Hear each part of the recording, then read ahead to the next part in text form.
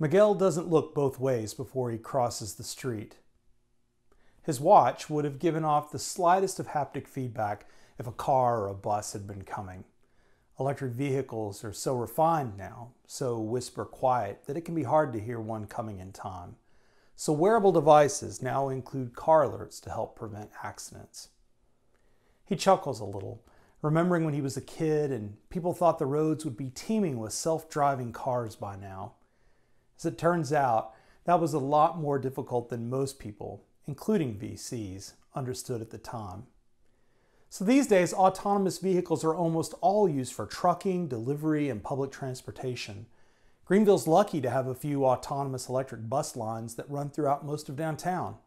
Cheap, quiet, convenient if you live near the city center. It's April 23rd, 2051 in Greenville, South Carolina, and Miguel, 30, is a proud Latino citizen of this thriving southern community and has been since his parents came to Greenville during the COVID pandemic of 2020. The shift to takeout food during the pandemic year, as it's come to be known, led to the rise of ghost kitchens, centralization of fast food production and delivery, and an explosion of false front restaurant brands. Unfortunately, this transformation devastated Miguel's family restaurant in California and sent his parents across the country to Greenville in search of a better life. So Miguel avoids takeout restaurants, preferring to spend his money at local, face-to-face restaurants and cafes owned by people in the community he knows and trusts. And Greenville, for the last 30 years, has made an effort to promote local businesses and community networks. As Miguel crosses the street, he waves to George, who's opening the doors of Greenville's premier butcher shop, the Meat Press. George waves to Miguel and stands in front of the doors to the Meat Press and instructs his voice assistant to open up for the day. As the doors unlock, the LEDs brighten, and Spotify begins to play, George hears the hum of the protein vats in the meat printers as they come to life for the day's work. George is the town butcher, or what passes for a butcher in the Greenville of 2051. More accurately, George, a white male in his 50s and lifelong resident of Greenville, is a meat printer. Here at the Meat Press, he grows meat fibers of various flavors and consistencies in vats and feeds these fibers through 3D printers to produce a variety of tasty meats that don't actually come from animals. The U.S. reached peak meat around 2025, and since then, fewer and fewer animals have been slaughtered for their meat. At first, companies produced burger from plant-based ingredients, and it was a massive hit. But later, cultured meat, grown in vitro from animal cells in a machine, provided protein in a low-carbon, economically effective, and tasty manner. Greenville turned out to be a great location for a business like this, as George was able to take advantage of the meat fiber printers by partnering with the local artist community to design new meat patterns and products, such as the now infamous Turducken Ugly Sweater and the Flamingo Triumphant sculpture, which is not only a tasty part of the meal, but also a magnificent centerpiece. As he loads up the orders for the day, George asks the voice assistant to remind him to print his oldest son's favorite for dinner tonight. His 2 adult children, now in their mid-20s, continue to live with him and his wife. Fortunately, Greenville urban planners anticipated the need for multi-generational housing as the number of households with adult children living at home continued to increase in the 2030s. And it doesn't look like that trend is going to change anytime soon. Well, at least according to George's wife.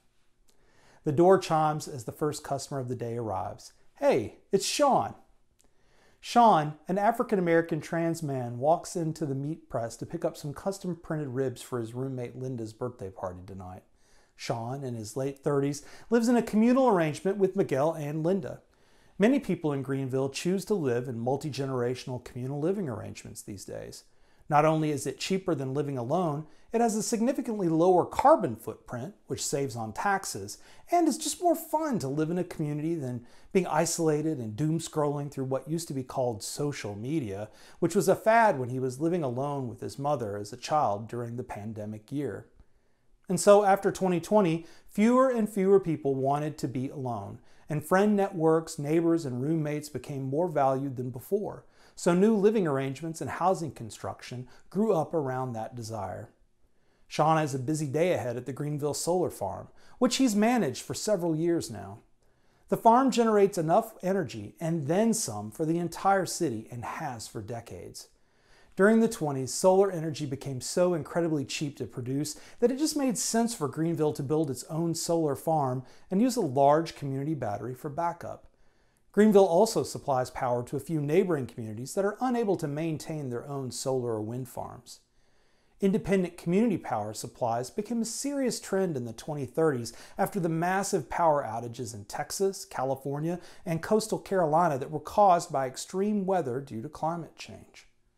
After a warm conversation with George, Sean uses his watch to pay for the ribs. George will have those ribs printed and couriered over by drone this evening, just in time for the celebratory dinner. Linda, his roommate, is 19, an Asian American female and climate refugee from coastal Carolina whose parents relocated to upstate South Carolina a few years ago when sunny day flooding at the coast finally became too disruptive to everyday life. She studies software engineering online at the University of South Carolina, which moved to mostly online learning in order to better serve the increasingly displaced citizens of the state. Linda receives Sean's text on the way to her part-time job at the Community Urban Farming Project downtown. The city's electric autonomous bus line allows her a comfortable, cheap ride with internet access that allows her to catch up on email, texts, and occasionally homework on her way to the farm. Urban farming, while not the majority of agricultural production by any means in 2051, started slowly in the 20s and caught on in Greenville by the late 30s when increased seasonal rains in the eastern U.S. began to make traditional agricultural more volatile and less predictable. Now, the community urban farm, located in a former office building, produces a large amount of the produce needed by local restaurants and families. Linda is looking forward to applying her programming skills to reprogramming the farm's watering system to get greater water and power efficiency. Every little bit helps the farm to become both more economically profitable and environmentally sustainable. And, as a bonus, she's receiving experiential credit for this work toward her degree. She responds to Sean's rib text with a green heart emoji and then returns to writing up an invoice for Nana's produce order at the Open Heart Kitchen this week. Nana turned 80 this year, but she doesn't look a day over 65. When she was younger, growing up in Savannah, people always talked about how people would live longer and more active lives and have the opportunity to pursue an encore career, but she never really believed them. Life expectancy was going down around the pandemic year when she turned 50, and she never expected to be able to retire. And as it turns out, at 65, she didn't.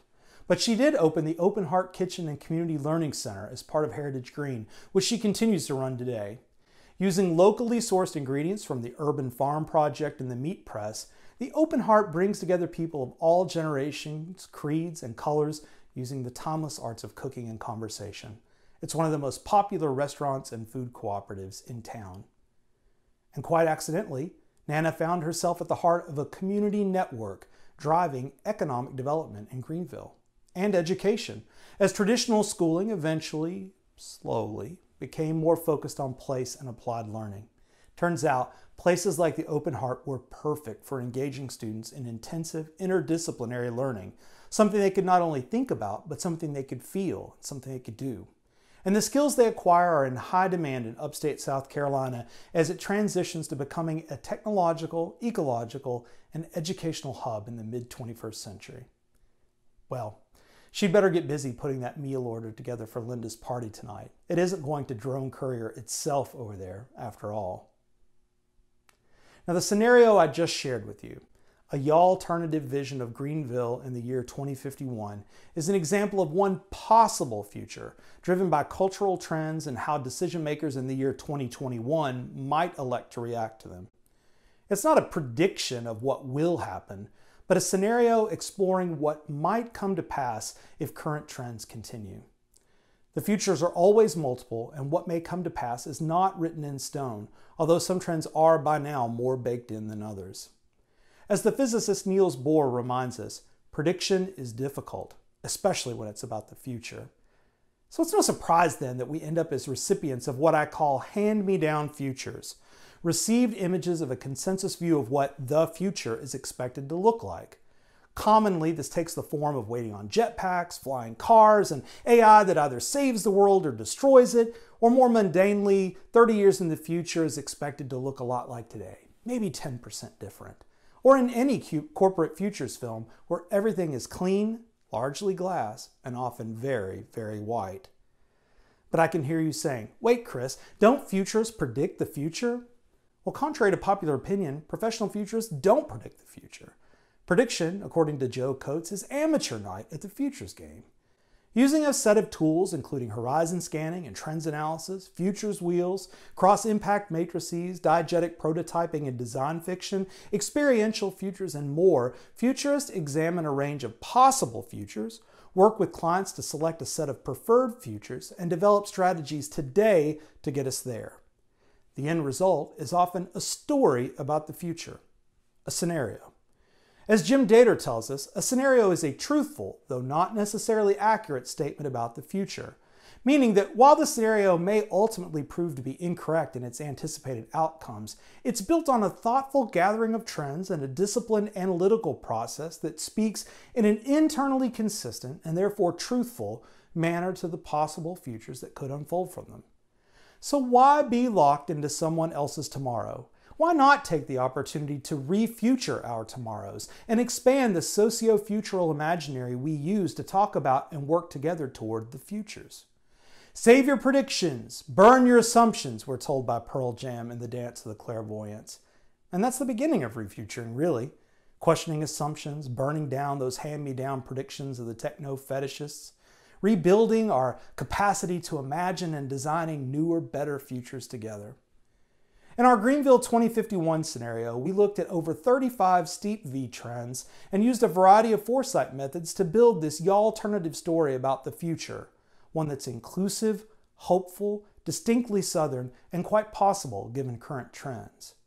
But getting to this y'alternative Greenville of 2051, that's up to us. If we're going to survive as a species, we're going to have to get good at imagining futures like the one we've explored today. The good news is, futurism isn't a black box. It isn't magic. The tools and techniques of the futurist are accessible to anyone at any time. Today, April 23, 2021, let's start using the tools of the futurist to re-future the Greenville of 2051 together.